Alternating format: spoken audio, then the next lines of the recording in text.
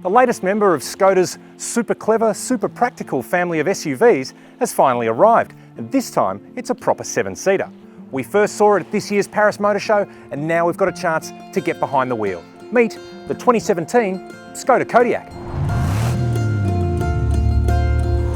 Now, while local spec hasn't yet been confirmed, we do know that all of our cars will be all-wheel drive with 7 seats. And to give you an idea of space, with the last 2 seats in spot, you've got roughly 300 litres. Fold them down, there's about 600. Fold everything down, and there's over 2,000 litres. Skoda say it's got the largest cargo capacity in its class. Speaking of its class, that rear row of third seats, it's quite clever. You've got little cubbies and nooks and things there, but it really is a child-only area. So think of this more as a, well, I guess a big Tiguan rather than a cut-price Q7.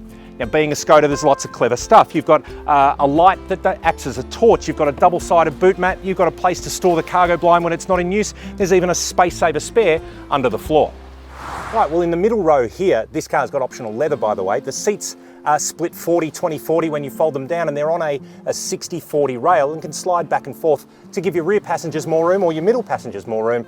And I don't know if you can see, but there is a stack of room back here. It's like the Skoda Superb that really works sort of as that business class kind of legroom. This is a high-spec car, probably what we're going to get in Australia. You've got things like rear climate control, centre armrest with cup holders. You can even option up iPad or mobile phone holders to fit behind the headrests. When the car lands in Australia in mid-2017, we're going to get a choice of 2 engines. A new 2-litre petrol with 132 kilowatts, and this 2-litre diesel with 140 kilowatts that we're familiar with because it's the same one that's in the Superb. Now, we've driven both cars here for short loops today around the island of Mallorca. You can probably tell from that lovely Spanish sunset. Gotta say, the diesel's the pick so far. Let's jump in and we'll go for a drive.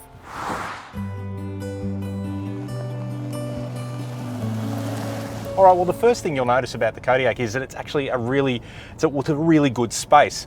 Sitting up in the front, it does feel a lot like the Superb. You've got some really nice materials, not over the top, just nice and simple, I guess. But the screen, an 8-inch touchscreen, has got a nice glass facade around the outside that really makes it look a lot more premium than previous Skoda models. Switch gear and things is standard Volkswagen and Skoda parts, but there are some nice little features that sort of fit in with the whole Simply Clever moniker of Skoda. And they say that there are 30 items around this car that give the Skoda some standout points. One of which is the bottle holders down in the center console have a little grip in there, so you can actually undo the lid of a water bottle with only one hand. Clever. There's a phone tray which has got a boosted antenna to help you get better signal, and if your phone supports conductive charging, it can handle that too. There are twin glove boxes, other little bits of storage around the cabin, all for making a very practical and very livable family car. Now, Skoda Australia hasn't confirmed how our Kodiaqs are going to come configured, but have indicated it'll probably be like the Superb, so a single trim level with a choice of option packs on top, a technology pack or cold weather pack, that sort of thing.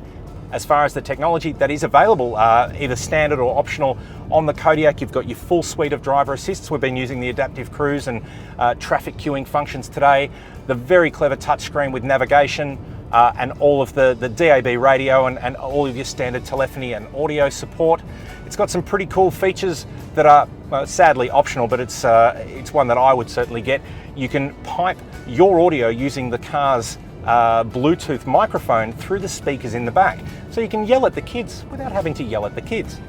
One of the options that we've been pretty surprised about today too is the giant sunroof. You can probably see it just out of the corner of the shot. It's enormous. It covers the entire roof of the car. Obviously it's going to be an option, but it is pretty cool. Ride-wise, in both the cars we've driven today, which have been on 18-inch wheels, pretty good, to be honest. Over standard stuff like undulations and speed humps, we find that the ride in the Kodiaq is actually, well, there's a speed hump there, quite comfortable and certainly not sharp or jarring. We went off the beaten track a little bit earlier today and found that over some sharper edges, big potholes and divots in the road, the car would crash a little bit, particularly when going around corners, but for the most part, it's a very comfortable ride. Now, we've talked about the way that the car handles the bumps, but as far as steering and general feel, to be honest, it's been pretty good. It's been a really nice cruiser on some of these Spanish roads. What has been noticeable, it's just a little bit soft on the center and feels perhaps a little bit too light but that's trying to find criticisms with it on only a short drive. Generally, feels really nice and is actually a very comfortable tourer. Of the two engines, the petrol first is, well, look, it's a pretty good engine if you're spending most of your time around town. Where we found possibly some of the drawbacks are on 80 to 100k an hour overtaking maneuvers that you might need to do if you're taking your Kodiaq up to the snow or something like that. It just really doesn't have that mid-range legs.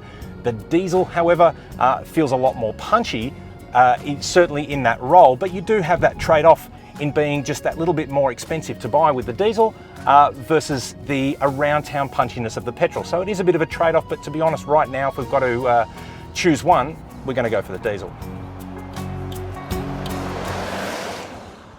Well, it's been our first look and it's been a pretty quick look, but so far, I've got to say we've been pretty impressed with the 2017 Skoda Kodiaq. We're not quite sold on the way that it looks, but we're very much sold on the way that it drives. As far as what it says on the box in being a smart, clever, modern, practical family SUV, it's looking pretty good so far.